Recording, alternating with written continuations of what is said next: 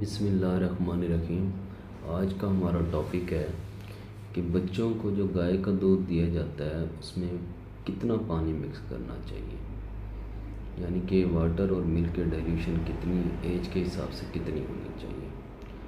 अगर कोई बच्चा पैदा होता है और उसको मदर फीड नहीं है या आपने लाजमी कहो, पहली तो बात यह है कि माँ का दूध सबसे अच्छी ग़िज़ा और वही दें। अगर किसी और वजह से माँ का दूध नहीं देना पड़ रहा, जिस तरह कुछ सम कंट्रा इंडिकेशंस भी हैं मदर की, तो अमूमन हमारे यहाँ क्योंकि सस्ता पड़ता है तो काउ मिल्क सबसे अच्छी है, रिजेंबल है, जो कि माँ के दूध से मिलता जुलता है। तो फिर आपने गाय का दूध में पानी कितना मिक्स करना है। अगर तो बेबी की उम्र फर्स्ट डे और बर्थ से लेकर 10 दिन तक 2 हिस्से पानी आपने डालना है और 1 हिस्सा दूध।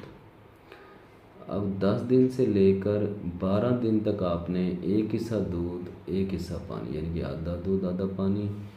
उसके बाद 12 दिन से लेकर ऑनवर्ड 2 माह तक आपने 2 हिस्से दूध और 1 हिस्सा पानी, और इसी तरह आपने जारी रखना है।